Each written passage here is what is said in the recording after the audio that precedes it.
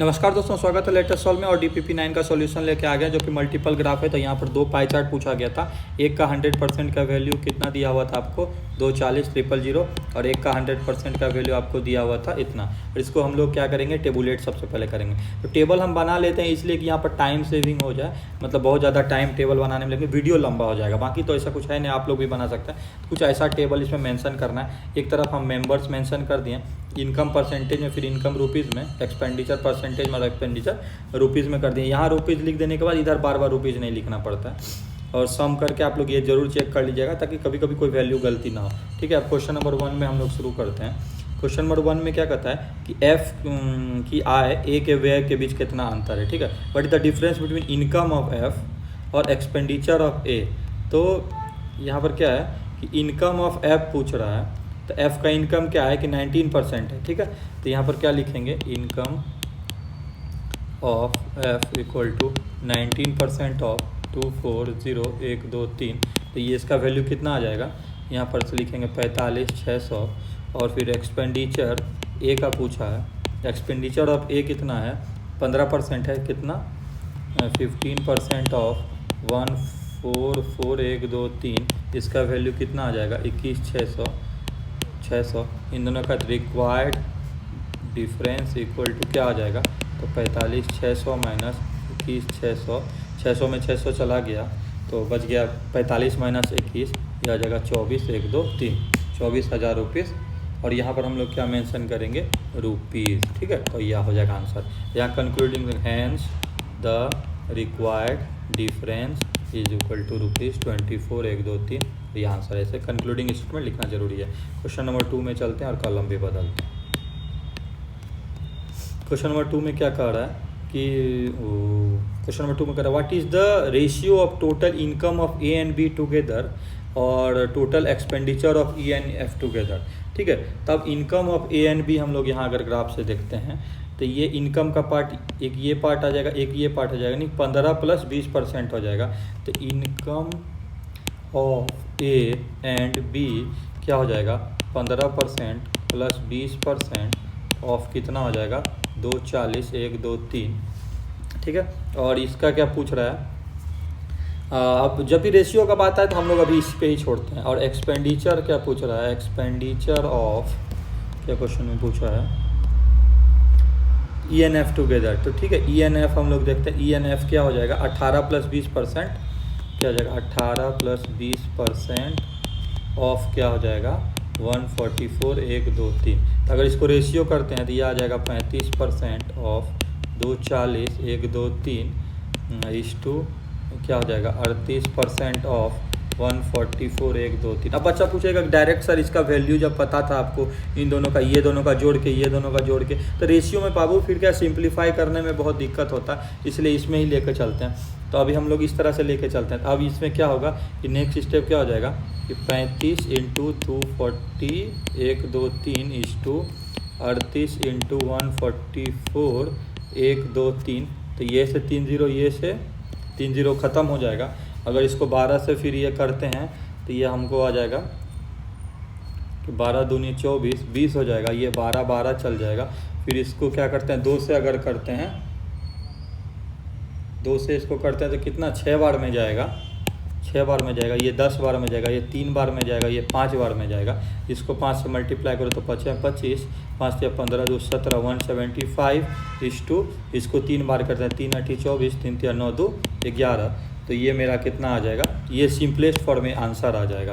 तो hence the required ratio is 175:114। ये हो जाएगा आंसर। ठीक है, अब क्वेश्चन नंबर 3 में चलते हैं। क्यों हम उसको सम, मतलब इस फॉर्मेट में लिए, इस फॉर्मेट में लिए, ताकि क्या है कि उसको वैल्यू को सिंप्लीफाई कर सकें, इसलिए लेना जरूरी है। आप लोग का भी कॉपी चेक होगा तो देखते हैं कौन कैसे बना। तो find the total saving of B and D. तो सबसे पहले हम बताए थे कि सेविंग बराबर क्या होता है, होता है इनकम माइनस एक्सपेंडिचर। क्या कर रहा है, बी और एंड डी का सेविंग पूछा है। ठीक है,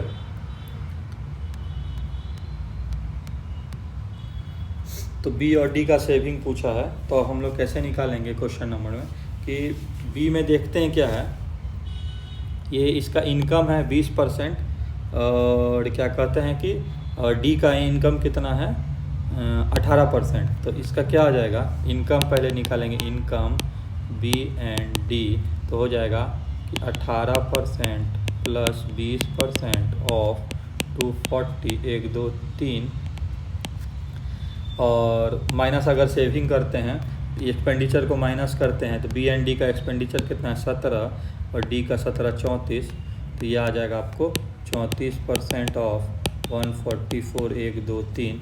और इसी को अगर हम लोग मतलब एक सब, या तो हम लोग क्या करेंगे कि बी और डी ये वैल्यू और ये वैल्यू को जोड़ देते हैं, ठीक है, और फिर ये वैल्यू और ये वैल्यू को घटा देते हैं, दोनों को जोड़ के। तो ये भी कर सकते हैं आप लोग को, दोनों मेथड मतलब कि इजी है। तो हम लोग यहाँ से फिर इसका करते हैं, तो यह आ जाएगा 38 गुना 2 40, 1 2 3 माइनस 34 गुना 1 44, 1 2 3, और ये वैल्यू आपको आ जाएगा 91200 माइनस 48960, और इसका वैल्यू सब हम कैलकुलेटर से कर रहे हैं, 42240 रुपीज़, ये आंसर होगा। तो रुपीज़ हर जगह मेंशन करना जरूरी है। एक तो ये हो गया, इसका अल्टरनेटिव सॉल्यूशन करता है। अल्टरनेटिव सॉल्यूशन क्या हो सकता है, अल्टरनेटिव सॉल्यूशन क्या हो सकता है कि बी एंड डी का यहाँ पर फ्रॉम द टेबल लिखेंगे, बी एंड डी का ये 48,000 और 43,200 लिखेंगे। बी एंड डी इनकम हो जाएगा 48,000 from the table plus 43,200 minus क्या करेंगे, बी और डी का ये एक्सपेंडिचर माइनस करना है, तो 24,280 और ये हो जाएगा 24,480, 2 बार माइनस कर देंगे, ठीक है। तो हो जाएगा 24,480 प्लस 24,480, और इसका भी रिजल्टेंट क्या होगा, यही आंसर हो तो क्या आ जाएगा, ठीक है। इस तरह भी कर सकते हो, ऐसे भी जोड़िए। 48 और 43 को जोड़ने के बाद सॉल्यूशन लगभग हम लोग का सेम ही आएगा। जोड़ के देख लेते हैं एक बार। कैलकुलेटर कितना है, 48,000 प्लस 43,200, ये हो गया आपको 91,200 माइनस ये हो जाएगा कितना 24,480 गुना 2, ये हो जाएगा 48,960। तो फिर यही वैल्यू आ गया, दोनों का माइनस करिएगा तो 42,240 आएगा, ठीक है। तो ये आंसर हो जाएगा, हैंस द रिक्वायर्ड डिफरेंस करके एक कंक्लूडिंग स्टेटमेंट कर देंगे। क्वेश्चन नंबर ये कितना था, 3 था, तो 4 में चलते हैं और पेन फिर बदलते हैं, ब्लू में आता है। 4 नंबर में क्या कर रहा है, 1 2 3 हो गया। 4 number, find the average income of A C और डी। एवरेज इनकम पूछ रहा है ए और सी डी का, तो क्या हो जाएगा, सिंपल 3 आदमी है ए सी डी का, तो income of A C and D यहाँ लिखेंगे। तो ए का इनकम कितना है, ए का कितना है 36,000 है, सी का 28,800 है, डी का 43,200, ठीक है। तो 36,000 प्लस 43,200 प्लस 28,800, अच्छा 28,800 और 43,200, 28,800 ये डी का है प्लस 43,200, और इसका क्या करना है, एवरेज निकालना है, 1/3 कर देंगे, तो ये कितना आ जाएगा मेरा 36,000 क्या आ जाएगा रुपीज़ में, 36,000 एक मिनट 36 1 2 3 रुपीज़ में, जीरो देखिएगा ध्यान से दीजिएगा, थोड़ा ज़्यादा हो जाता है। एक तो ये तरीका हो गया। इसका अल्टरनेटिव सॉल्यूशन हम लोग कैसे निकाल सकते हैं, तो क्या करेंगे, एवरेज निकालना था। अल्टरनेटिव सॉल्यूशन के ए सी डी का तो 15%, 12% और 18%, तो 18 12 30 15 45% हो गया। तो क्या करेंगे, सीधा लिखेंगे 1/3 इंटू 240 1 2 3 गुना इसका लिख देंगे 45%, ठीक है। इसका भी वैल्यू निकालेंगे, तो ऐसे देखिए 45/100 हो गया। इसको अगर कट करेंगे तो 10 कट गया, इसको 3 8 24, तो यहाँ से 2 जीरो हो गया, 800 गुना 45 कर देंगे तो 8 पंचे 40, 8 चौके 32 8 36, और ये ऐसे जीरो बैठाएंगे तो ये रुपीज़, ये आंसर हो जाएगा। अल्टरनेटिव सॉल्यूशन भी हो गया। क्वेश्चन नंबर 5 में देखते हैं। वीडियो थोड़ा लंबा हो रहा है, दो सॉल्यूशन है तो ठीक है, बच्चा दोनों तरीके से आप लोग बना सकते हैं। If the income of F is increase by 10% and expenditure 5% से, तो सेविंग पूछ रहा है। तो ठीक है, तो पहले यहाँ लिखेंगे कि saving equal to income minus expenditure, ये पूरा आपको लोग लिखना। अब क्या कर रहा है कि इनकम क्या हो रहा है, इंक्रीज कर रहा है 10% से, और एक्सपेंडिचर इंक्रीज कर रहा है 5% से। तो अब दोनों को डायरेक्ट अगर हम लोग बनाना चाहें तो कैसे बनाएंगे, तो न्यू इनकम हो जाएगा, न्यू इनकम बराबर हो जाएगा 240 एफ का 40 1 2 3 गुना इसका हो जाएगा 19%, ये तो अभी का इनकम है, गुना 10% का प्रॉफिट है, यानी 110/100 कर देंगे। तो जैसे प्रॉफिट है ना, तो जैसे क्या होता है 100%, अगर यहाँ लॉस होता तो डायरेक्ट में माइनस करके नीचे 100 कर देते, और गेन हो रहा है तो वो कर देंगे। जैसे 105 अभी होगा, उसका प्रॉफिट 105/100 कर देंगे, तो ऐसा करके प्रॉफिट परसेंट का फार्मूला यहाँ यूज़ करें। इसका वैल्यू हमको आ जाएगा 50,160 रुपीज़ में, और न्यू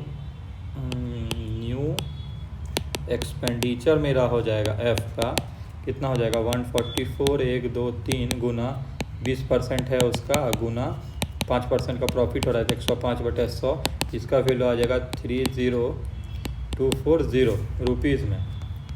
यूनिट नहीं भूलना है।